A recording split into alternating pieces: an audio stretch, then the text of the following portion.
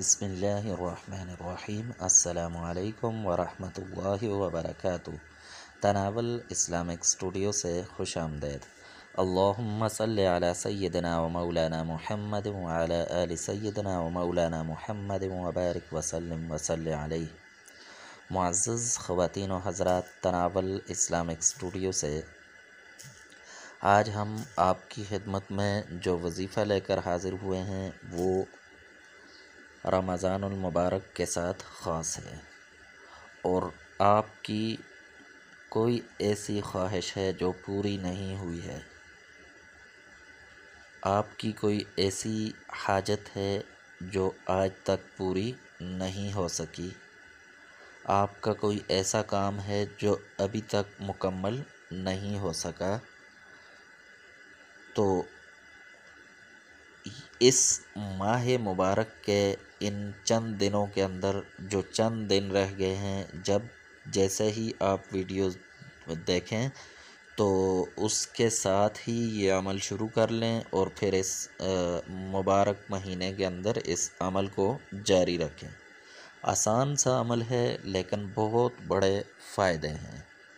ایک بہت بڑا عظیم مہینہ ہے جو ہم پر اللہ تبارک و تعالی نے نازل فرمایا، ہمیں دیا ہے، ہمیں عطا کیا ہے۔ شاید کہ ہماری زندگی کا آخری رمضان ہو سکتا ہے، تو اس لیے اس مبارک مہینے کے اندر اپنی حاجت کو اللہ تبارک و تعالی سے مانگ لیں، پوری کر لیں۔ آپ کی جو بھی حاجت ہے، بڑی سے بڑی حاجت ہے یا چھوٹی سے چھوٹی ہے، جو بھی ہے اس کے لیے آپ اس وظیفے کو کریں، معمول بنائیں۔ چھوٹا سا وظیفہ ہے۔ آتے ہیں وظیفے کی طرف۔ تو وظیفہ یہ ہے کہ جیسے ہی آپ نے ویڈیو دیکھ لی تو اب آپ اس کو وظیفے کو اپنا معمول بنائیں۔ جتنے دن رہ گئے ہیں رمضان المبارک کے، ان کے اندر آپ نے کسی بھی وقت آپ نے سب سے پہلے درود شریف پڑھنا ہے، درود ابراہیمی، اور پھر آپ نے ایک تسبیح سبحان اللہ،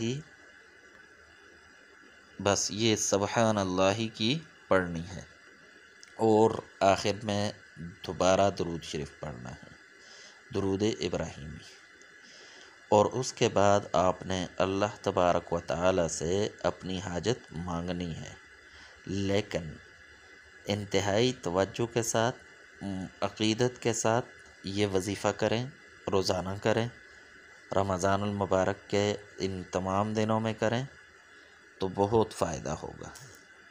اور اگر آپ اس کو غیر رمضان میں بھی اپنا معمول بناتے ہیں تو پھر سونے پر سہاگا ہے، بہت بڑا فائدہ ہے۔ ہمیشہ اس کو اپنا اگر آپ معمول بنائیں تو تناول اسلامک اسٹوڈیو سے آج کے لیے اتنا ہی۔ نیکسٹ ویڈیو میں دوبارہ حاضر ہوں گے، تب تک کے لیے اجازت Hey دیجیے۔ there. اللہ حافظ۔ Subscribe to my channel and also press this bell icon.